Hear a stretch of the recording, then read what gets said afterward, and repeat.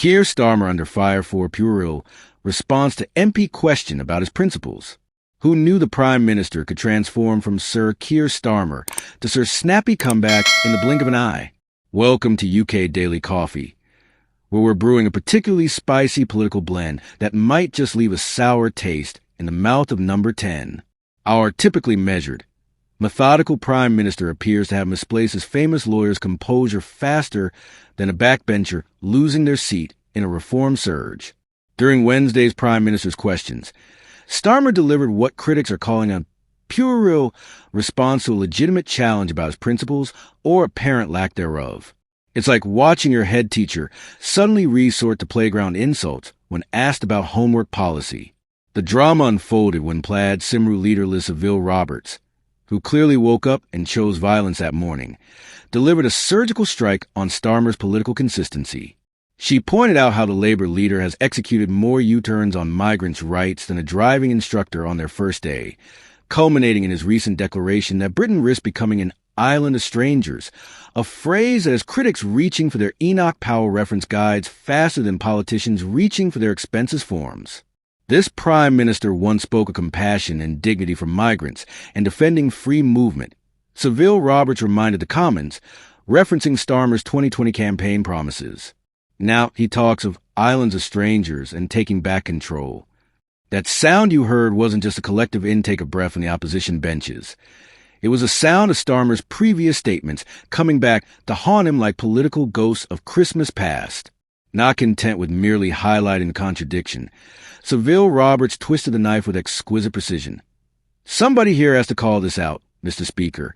It seems the only principle he consistently defends is whichever he last heard in a focus group. Ouch! That's not just a political jab. That's a full uppercut followed by a roundhouse kick to the reputation. She finished with the kind of question that would make even the most seasoned politician squirm in their seat. So I asked him, is there any belief he holds which survives a week in Downing Street? It was a parliamentary equivalent of asking someone if they've stopped beating their dog. There's simply no good way to answer it. And how did our esteemed Prime Minister, former Director of Public Prosecutions, and Knight of the Realm respond to this forensic dismantling of his political consistency? With the kind of witty, thoughtful, statesmanlike response we've come to expect from the highest office in the land? Not quite. Yes, the belief that she talks rubbish. Starmer snapped back, with all the sophistication of a teenager who's just had their phone confiscated. It was a political equivalent of saying, I know you are, but what am I? A retort that might work in a playground, but seems somewhat beneath the dignity of the Prime Minister's office.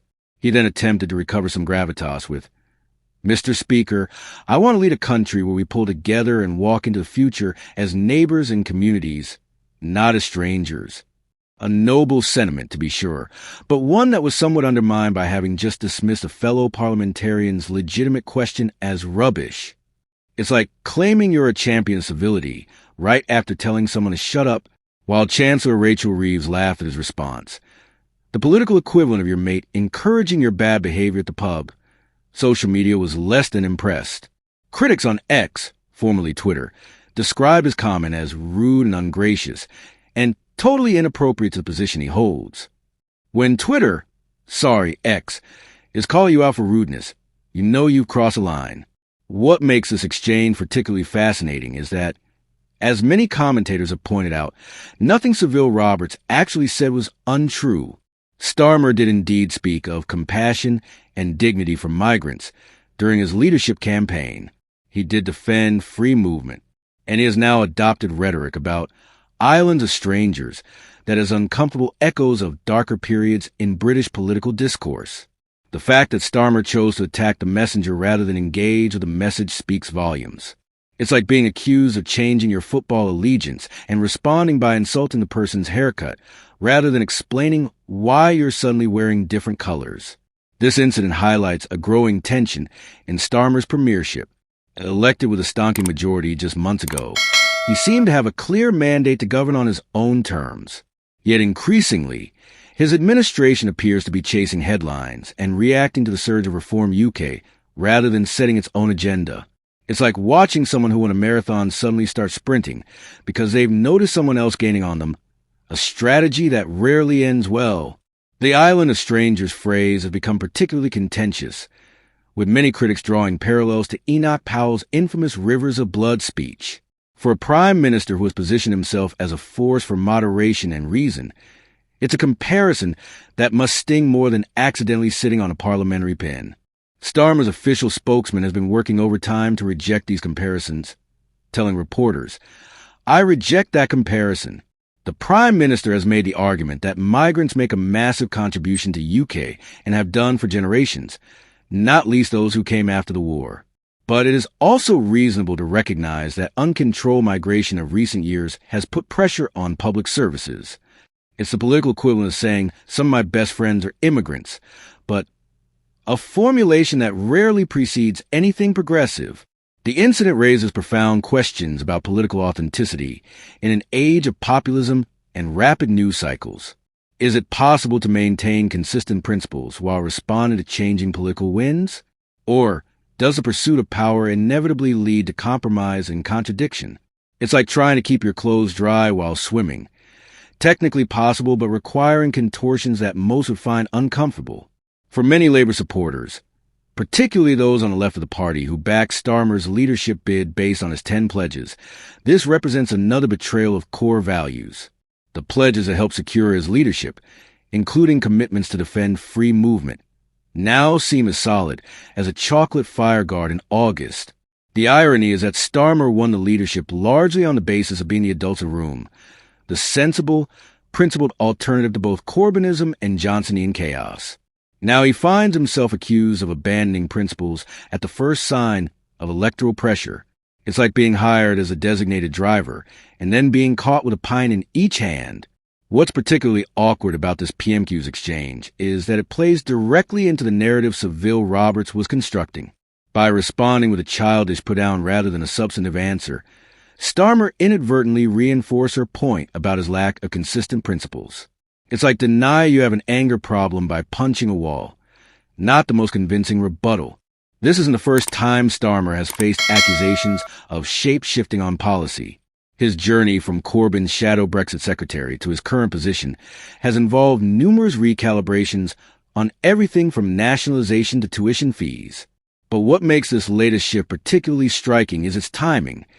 Just months into his premiership, where he should be at the height of his political capital and freedom to act according to his stated values. The political calculation is clear. With Reform UK surging the polls and making inroads in traditional Labour areas, Starmer is attempting to shore up his right flank. But the risk is that in doing so, he alienates the progressive voters who put him in power in the first place. It's like trying to please both vegans and carnivores at a dinner party. Someone's going to leave hungry and annoyed. For Westminster watchers, the most interesting aspect of this incident might be what it reveals about Starmer under pressure. Throughout his career, he has cultivated an image of calm competence, the lawyer who thinks before he speaks. This flash of irritation suggests there might be cracks in that carefully constructed facade. It's like seeing someone's poker face slip after a particularly bad hand, a glimpse behind a mask that might prove significant in future high-stakes moments. As we move forward, the key question will be whether this represents a momentary lapse or a sign of things to come. Will Starmer revert to his more measured self, or is this the beginning of a more combative approach to PMQs? Will he engage substantively with questions about his political journey, or continue to dismiss them as rubbish? For a prime minister who promised to restore dignity and seriousness to British politics after the Johnson years, this exchange represents a step backward. The public might forgive policy shifts if they're explained clearly and honestly, but dismissing legitimate questions with playground retorts feels uncomfortably reminiscent of the era Starmer promised to leave behind. That's all for this analysis of parliamentary petulance. If you've enjoyed this caffeinated take on political consistency or lack thereof, don't forget to hit that subscribe button and ring the notification bell so you never miss our daily dose of political insight.